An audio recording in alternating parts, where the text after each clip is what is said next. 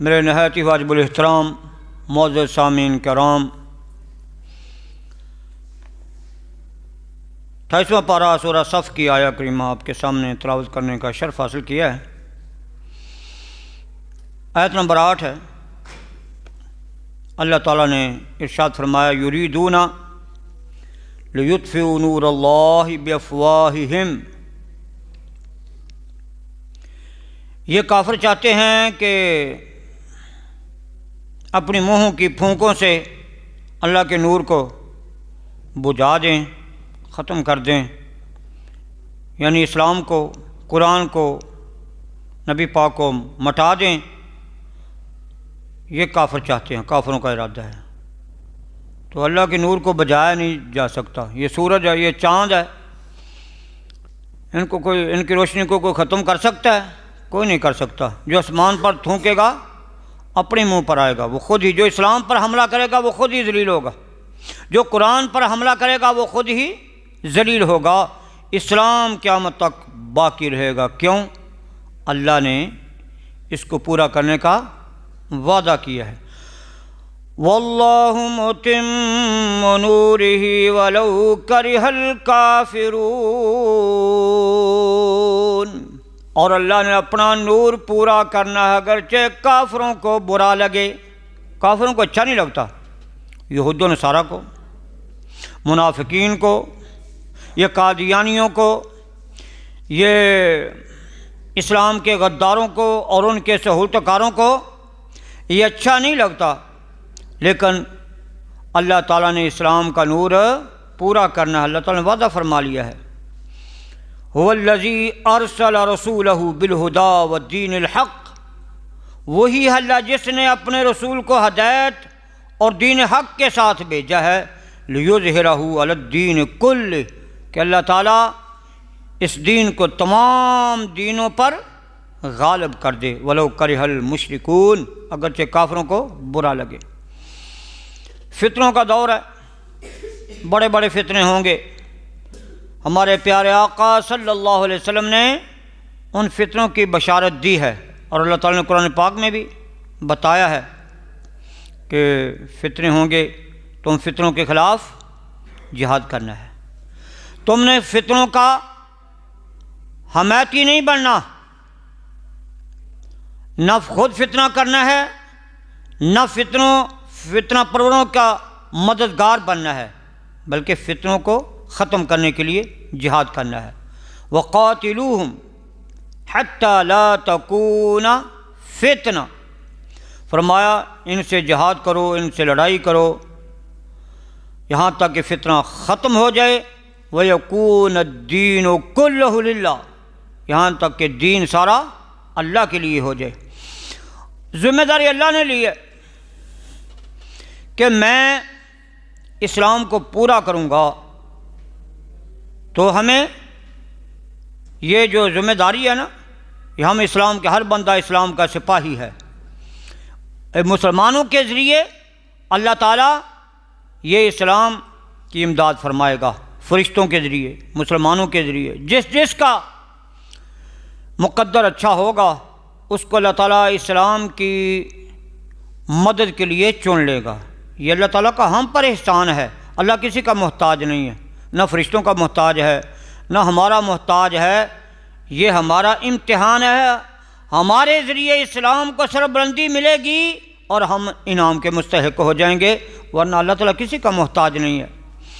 ایک کن فیکون سے سارے عالم کو تباہ کر سکتا ہے۔ تو اللہ تعالیٰ نے ہمیں اجر دینا ہے۔ یہ محبوب کی امت ساری امتوں سے افضل ہے، اس کا امتحان بھی بڑا سخت ہے اور اس کا انعام بھی بڑا سخت ہے۔ تو آپ کو فتنوں کا پتہ ہونا چاہیے کہ فتنے کیا کیا ہیں، اور تاکہ آپ خود بھی بچیں، دوسروں کو بھی بچا سکیں۔ نبی پاک صلی اللہ علیہ وسلم نے ارشاد فرمایا، مسلم شریف کے حدیث پاک، بادروا بالاعمال فتنا کقطع اللیل المظلم، فرمایا نیک اعمال میں جلدی کرو، فتنے ہوں گے جس طرح اندھیری رات کے ٹکڑے ہوتے ہیں۔ یصبح الرجل مومنا ویمسی کافرا، صبح کو آدمی مومن ہوگا رات کو کافر ہو جائے گا، وَيُمْسِي مُؤْمِنًا وَيُصْبِحُ کافرا، رات کو مومن ہوگا صبح کو کافر ہو جائے گا، یبیع دینہ بعرض من الدنیا، دنیا کے بدلے میں اپنا دین بیچ دے گا، اپنا عقیدہ بدل دے گا، کس کی خاطر؟ دنیا کی خاطر۔ دنیا بڑا فتنہ ہے، مال بڑا فتنہ ہے، عورت بڑا فتنہ ہے، ان دونوں فتنوں سے بچنا ہے۔ بڑے فتنے کیا کیا ہیں جی؟ بولو، دنیا اور عورت، دو بڑے فتنے کون کون سے ہیں؟ بولو، دنیا اور عورت۔ فرمایا اتقوا الدنیا واتقوا النساء، دنیا کے فتنے سے بھی بچنا، مال کے فتنے سے بچنا، عورت کے فتنے سے بچنا۔ فرمایا بنی اسرائیل میں جو پہلا فتنہ ہوا تھا وہ عورت کی وجہ سے ہوا تھا، اور فرمایا کہ ما ترکت بعدی فتنہ ہی اضر علی الرجال من النساء، میں نے اپنے بعد جو سب سے زیادہ نقصان دہ فتنہ مردوں پر چھوڑا ہے وہ عورت کا فتنہ ہے جو مردوں پر ہے۔ ایک مال کا فتنہ، ایک عورت کا فتنہ۔ نبی پاک صلی اللہ علیہ وسلم نے ارشاد فرمایا ان لکل امتی فتنہ، ہر امت کے لیے ایک فتنہ ہے، ایک آزمائش تھی بہت بڑی، وفتنۃ امتی المال، میری امت کا فتنہ مال ہے۔ مال کی محبت میں اپنا دین نہیں بیچنا، مال کے لالچ میں آ کر اپنا دین خراب نہیں کرنا، کیونکہ مال تو فنا ہو جائے گا، لیکن ایمان چلا گیا تو پھر وہ مل نہیں سکتا، دائمی جہنم۔ وہ جو آخرت ہے، آخرت کی زندگی ختم ہونے والی نہیں ہے، اس لیے اپنے ایمان کی حفاظت کرنی ہے۔ علماء آپ کو بتاتے ہیں، آپ علماء اکرام کے پاس بیٹھا کریں، یہ رسول اللہ صلی اللہ علیہ وسلم کے دین کے چوکیدار ہیں، اللہ نے ان کا سینہ روشن کیا ہے، اللہ نے ان کو نور عطا کیا ہے، یہ نور علماء سے لیں۔ یہ نہیں کہ جمعہ کے دن آگے تھوڑی دیر کے لیے بیٹھے اور چلے گئے، پورے ہفتہ منہ نہیں دکھانا، فتنوں سے کیسے محفوظ ہوگے؟ آپ اللہ کی پناہ میں ہیں، اللہ سے پناہ مانگیں۔ اور یہ علماء جو کرام جو ہیں یہ انبیاء کرام کے وارث ہیں، پہلے نبی آتے رہے اور پھر جاتے رہے، دین کی تبلیغ کرتے رہے، جب ایک نبی جاتا تھا دوسرا نبی آ جاتا تھا، ایک وقت میں کئی کئی نبی آتے تھے، لیکن ہمارے پیارے آقا صلی اللہ علیہ وسلم کو اللہ تعالی نے آخری نبی بنایا ہے۔ اب آپ کے بعد قیامت کی آئے گی، کوئی نبی نہیں آ سکتا، تو دین کی تبلیغ کون کریں گے؟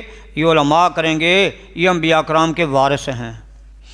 تو یہ جو دشمن ہیں اسلام کے، ان کا سب سے پہلا حملہ علماء کرام پر ہوتا ہے، سیاستدان ہو یا یہ یہود و نصارہ ہوں یا یہ سیکولر طبقہ ہو یا یہ قادیانی ہو، سب سے زیادہ مخالفت کن کی کرتے ہیں؟ علماء کرام کی، کیونکہ ان سے خطرہ ہے، یہ لوگوں کے ایمان کی حفاظت کرتے ہیں نا۔ جو دشمن ہوتا ہے نا وطن کا دشمن، اس کو کس سے خطرہ ہوتا ہے؟ فوج سے، تو فوج کے دشمن ہوتے ہیں۔ تو یہ علماء کرام ہے، اسلامی فوج ہے، یہ ایمان کی حفاظت کے چوکیدار ہیں۔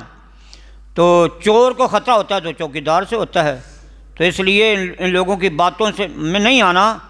یہ تمہارے جو محسن ہیں، تمہاری جان کی اور تمہارے ایمان کی حفاظت بھی چاہتے ہیں، تمہارے لیے دعائیں بھی مانگتے ہیں، اور تمہیں یہ بتاتے بھی ہیں کہ یہ فتنے ہیں، ان سے محفوظ ہو، جو اپنا بچوں کا ایمان محفوظ کر لو۔